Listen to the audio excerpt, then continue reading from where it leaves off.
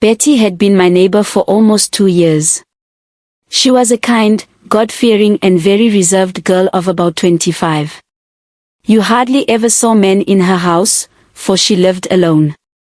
In fact, if you saw a man in her house, be sure to know that it was a relative. She was soft-spoken and also minded her own business. She worked at the local government, and to her, work was everything. There was no time for play or fun. The Love Spell. Episode 1, The Encounter. Once upon a time, in a quaint village nestled amidst rolling hills and lush greenery, there lived a young woman named Betty. Betty was known far and wide for her kind heart, her devotion to her faith, and her quiet, reserved nature. She lived alone in a modest cottage and worked diligently at the local government office. Betty's life was a picture of simplicity and grace, untouched by the distractions of the world around her. In the same village, just a few cottages away, lived a man named Langton. Unlike Betty, Langton was known for his wild and carefree ways. He was a man of 35, running a successful cosmetic shop in the bustling market. Langton had many women in his life, and his cottage was a constant hub of activity, with different girls coming and going at all hours. Despite his lifestyle, there was something about Betty that fascinated him. Every morning and evening, Langton would see Betty as she left for work and returned home. She always greeted him politely, her eyes never lingering on him for more than a moment. To Langton, Betty was an enigma, an unexplored territory that beckoned to him. Yet, he knew that with his reputation, approaching her would be futile.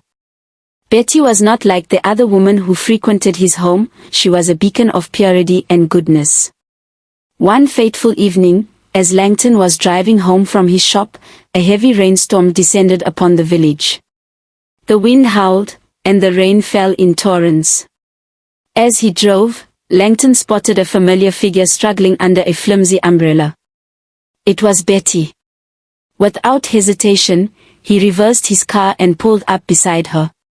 "Neighbor," he called out, his voice barely audible over the roar of the rain. "Let me give you a lift home." At first, Betty hesitated, but when Langton referenced Noah and the biblical flood, she reluctantly accepted his offer. She climbed into the car, her clothes soaked and her shawl dripping with rain. Langton turned up the heater, and as the warmth spread through the car, Betty began to relax. "Why did you close so late from work today?" Langton asked, trying to make conversation. "There was some urgent work that needed finishing," Betty replied softly. Langton admired her dedication and suggested she consider starting her own business, like him, to have more control over her time. Betty smiled politely, but her thoughts remained her own.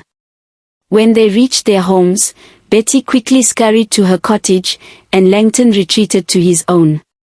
As he changed into dry clothes, Langton couldn't shake the feeling of exhilaration from their brief conversation.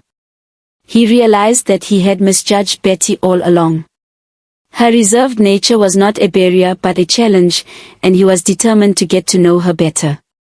That evening, as Langton watched television, his thoughts kept drifting back to Betty. He wondered if she was cold and hungry. Compelled by an urge he couldn't understand, he decided to invite her for supper. Gathering his courage, he walked to her door and knocked. Betty answered, her expression a mixture of surprise and curiosity. "What do you want, Langton?" "To talk to you," he replied, his voice trembling with anticipation. After a moment's hesitation, Betty opened the door wider. Langton explained that he had made tea and hoped she would join him. Betty was reluctant, preferring coffee over tea, but Langton quickly assured her he had coffee as well. Sensing his sincerity, she finally agreed. Back in Langton's cottage, the atmosphere was tense but warm. He made her a cup of coffee and brought out some donuts. As they sat and watched a Christian movie, they began to talk. Langton admired her beauty and her serene presence. He realized that this was a rare opportunity, one he might not get again. "Betty, I have noticed that you are always alone. Why do you always stick to yourself?" he asked. "I enjoy my own company," Betty replied simply. "Do you have a boyfriend or fiancé?" Langton pressed on. "No," she answered curtly. Encouraged by her openness, Langton took a deep breath and confessed, "Betty, I like you. I mean, I am in love with you." Betty's reaction was immediate and fierce. "Are you asking me out?" she exclaimed, her eyes flashing with anger. "Yes," Langton stammered, taken aback by her intensity. "Do you think I am as cheap as those girls who come in and out of your house?" she retorted. Langton tried to calm her, but she was resolute. She accused him of preying on innocent girls and warned him to stay away from her. With a final, scathing look, she stormed out of his cottage, leaving Langton stunned and alone. Langton knew he had made a grave mistake. Betty was not someone to be approached lightly, and his actions had only driven her further away. As the rain continued to pour outside, Langton sat in silence, contemplating the depth of his feelings for Betty and the daunting challenge that lay ahead.